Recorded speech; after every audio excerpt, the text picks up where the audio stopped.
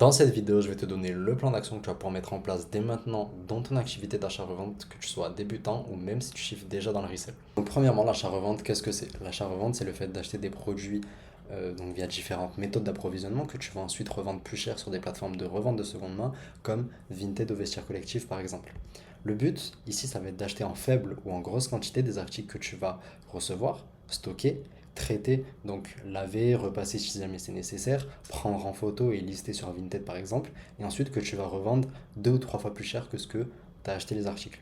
Par contre, ce que l'achat-revente n'est pas, ou du moins ce dont je ne vais pas parler aujourd'hui, ça va être l'achat-revente de fake, l'achat-revente avec des fournisseurs chinois, de faire croire que tu vends des produits authentiques alors que non, tu vends des produits contrefaits, de imprimer des faux tickets de caisse et des fausses étiquettes de vérification Vinted. Donc si tu pensais que j'allais aborder ce sujet-là dans cette vidéo ou même que j'allais t'aider par rapport à ce sujet-là, tu peux directement quitter la vidéo ou même te désabonner de mon compte Instagram parce que je ne vais pas être la personne qui va pouvoir t'aider par rapport à ce sujet-là.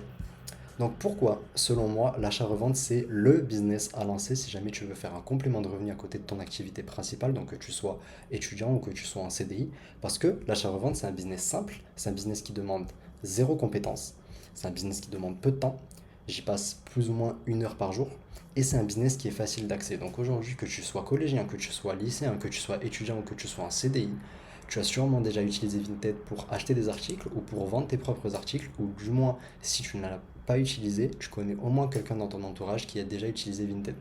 Là, je te parle donc d'utiliser quelque chose que tu connais et de le transformer pour en faire un business qui va t'apporter plus ou moins 1 000 € de bénéfices par mois à côté de ton activité principale. Ok, donc on va voir les chiffres que tu vas pouvoir faire avec l'achat-revente sur Vinted grâce à un calcul simple qu'on va revoir à la baisse, tu vas voir pourquoi c'est intentionnel. Donc, si on part du principe que tu sources uniquement tes articles sur Vinted, que tu achètes un article par jour avec lequel tu fais 20 € de bénéfices, bien sûr c'est ridicule dans la mesure où tu es aidé par les bonnes personnes, que tu t'investis au niveau du temps et que tu utilises les bonnes niches, tu vas faire plus que 20 € de bénéfices par vente et tu vas acheter plus qu'un article par jour, pardon. Mais bien sûr, le calcul, on le revoit à la baisse, c'est intentionnel, tu vas voir pourquoi par la suite. Bref, on revient au calcul. Tu achètes un article par jour, fois 7 jours, tu en achètes 7 par semaine, fois 4 semaines, tu en achètes 28 par mois. Dans la mesure où tu fais 20 € de bénéfices par article, sur les 28 articles que tu vas acheter par mois, tu vas faire donc 20 € de bénéfices, 28 fois 20, 560 €. Donc, si par exemple au mois de décembre tu achètes 28 articles, on va partir du principe qu'au mois de janvier tu vas pas revendre les 28 articles, on va partir du principe que tu revends uniquement 20 des 28 articles que tu auras acheté au mois de décembre. Si tu fais 20 € de bénéfices toujours par article, 20 articles fois 20 € de bénéfices, tu vas faire dans le pire des cas 400 € de bénéfices au mois de janvier, donc dans cet exemple-là, grâce à l'achat-revente sur Vinted. Donc dans le pire des cas, avec l'achat-revente sur Vinted, tu fais 400 € de bénéfices par mois. Bien sûr, si tu es aidé par les bonnes personnes, que tu as les bonnes niches et que tu t'investis pardon, au niveau de ton temps, tu vas faire plus que ça. Mais là, le calcul il est revu à la baisse, c'est intentionnel. Donc dans le pire des cas, tu fais 400 € de bénéfices par mois avec l'achat-revente sur Vinted. Là, on va voir les résultats d'une cliente à moi qui ne faisait pas d'achat-revente initialement, qui s'y est mis à côté des études et qui fait des ventes à 90, 215, 80, 90, 110, 85, 70, encore 85 €. À côté de ses études, il me semble qu'elle y consacre plus ou moins 30 minutes à 1 heure par jour. Donc c'est une personne qui s'investit pas réellement au niveau du temps, mais elle est aidée par les bonnes personnes et elle utilise des bonnes niches. Donc si toi, en plus de ça, tu t'investis encore plus au niveau du temps, que tu passes entre 1 heure et 2 heures, 2 heures et demie par jour, tu vas chiffrer dans l'achat-revente et comme on l'a vu plus haut, dans le pire des cas, tu fais 400 € de bénéfices par mois avec l'achat-revente sur Vinted. Ok, donc on va voir au niveau des achats et au niveau des ventes comment ça va se passer. Au niveau des achats, tu vas pouvoir utiliser donc des plateformes comme Vinted ou Le Bon Coin pour acheter tes articles, des grossistes. Donc ça va être intéressant quand tu chiffres déjà. Par contre, quand tu vas commencer, ça va être plus ou moins limité dans le sens où tu vas juste bloquer ta trésorerie. Pareil pour les brocantes, ça va être intéressant, mais le problème c'est que tu peux pas faire énormément de volume avec les brocantes, c'est ça qui va être limité avec cette méthode d'approvisionnement là. Et tu vas pouvoir utiliser aussi les outlets si jamais tu veux faire de l'achat-revente de luxe, ça va être intéressant pour toi. Pour la partie vente, ça va être à 99,9% sur des plateformes de revente de seconde main comme Vinted, Vestiaire Collective, Le Bon Coin, mais tu peux également te créer une clientèle privée. Après, ça va juste être une grosse perte de temps pour toi parce que tu vas devoir créer du contenu avec les articles que tu vends sur TikTok, sur Instagram, créer un compte Instagram, créer un compte TikTok, rediriger les gens sur ton Vinted ou alors sur un site internet si t'es déter. Mais si tu commences, même si tu es déjà dans l'achat-revente, concentre-toi uniquement sur les plateformes, c'est ce qui va te rapporter le plus d'argent. Par rapport aux plateformes, la plus intéressante, ça va être Vinted. Au niveau des achats et au niveau de la vente, on va voir comment ça se passe. Au niveau des achats, tu vas pouvoir mettre des filtres directement sur l'application. Là, je l'ai fait avec le luxe. Tu vas pouvoir mettre la marque. Donc là, j'ai mis Louis Vuitton, Chanel, Bottega, Gucci, Balenciaga, Saint-Laurent. L'état, donc neuf avec étiquette, neuf sans étiquette, très bon état. Tu peux mettre une limite de prix si jamais tu as réellement un budget à ne pas dépasser. Si jamais tu as 100 euros de budget, tu peux le mettre. Après, moi, c'est pas réellement ce que je conseille. Et l'option la plus importante à mettre, c'est classé par le plus récent. Pourquoi? Parce que si tu mets classé par le plus récent, les annonces que tu vas avoir dans ton fil d'actualité, ça va être logiquement les plus récentes, celles qui sont postées à la minute sur Vinted, que tu vas pouvoir ensuite négocier ou acheter directement, ça dépend de si l'annonce est réellement intéressante ou pas. Par contre, il y a des limites avec les filtres sur Vinted, dans le sens où tu vas devoir tout le temps actualiser, tout le temps tout faire à la main. Si tu veux éviter de tout le temps actualiser, de tout faire à la main, tu vas pouvoir prendre un abonnement à un bot, pardon, je vais y arriver, à un bot qui va te permettre donc d'automatiser tout ça. Tu vas mettre des filtres. Moi, donc, je pars du principe que je mets des filtres larges et des filtres précis.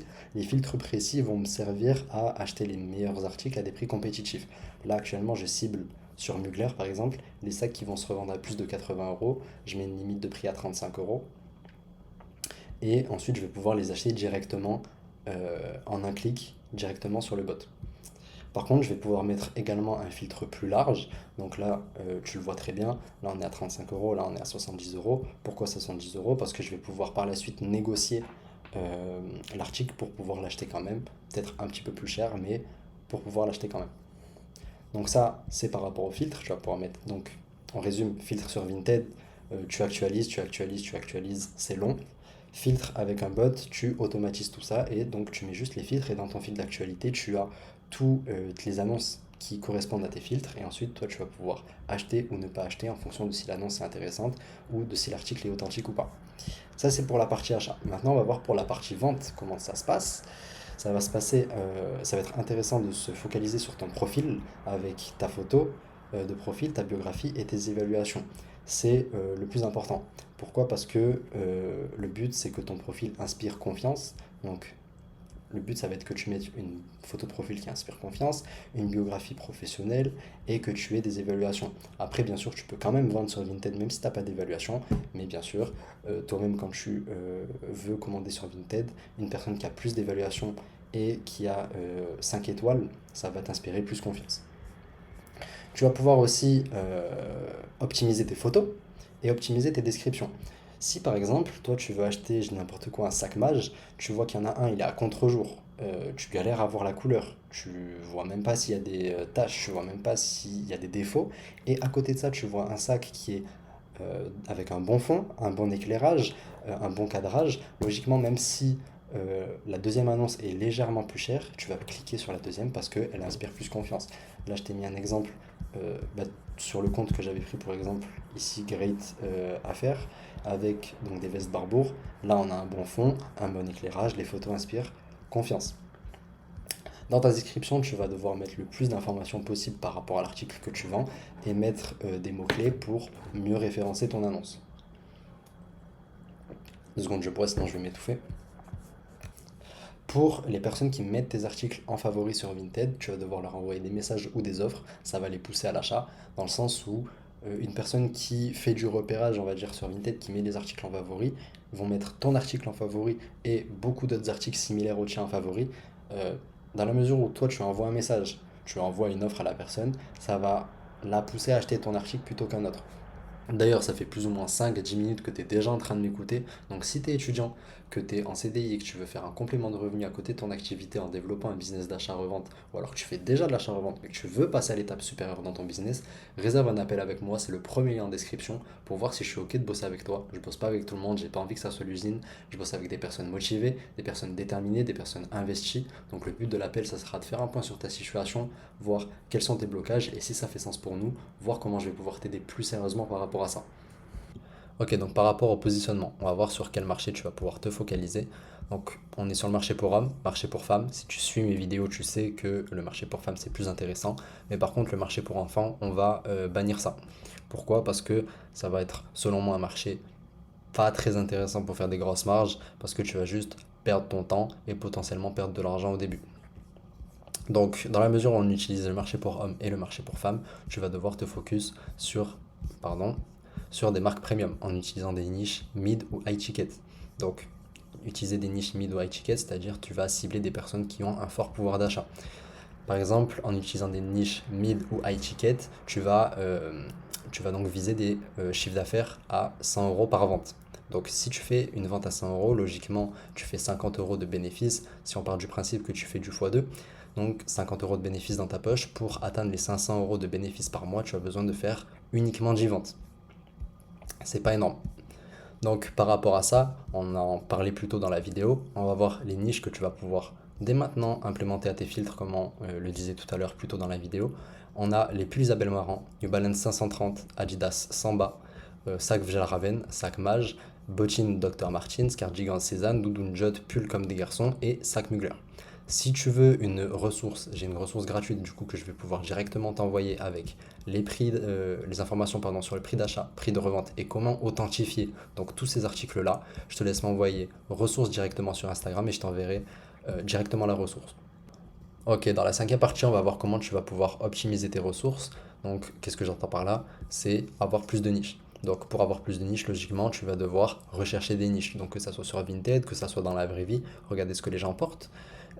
Tu vas analyser ton marché. Regarder si les articles que tu as trouvés dans la recherche de niche se vendent. Si c'est le cas, à combien. Et ensuite, tu notes. Et par rapport à ça, tu implémentes par la suite les nouvelles niches dans tes filtres, tu achètes et tu répètes le processus indéfiniment et tout ça, ça va pouvoir te permettre d'avoir plus de niches. Moi, c'est le processus qui m'a fait passer d'avoir 50 niches et plus ou moins galérer à avoir un volume de mise en vente plus ou moins faible et maintenant tourner à plus de 300, 400 niches et pouvoir avoir un volume de mise en vente élevé et pouvoir, si jamais je passe une heure de mon temps sur Vinted, avoir beaucoup plus de chances d'acheter un article rentable.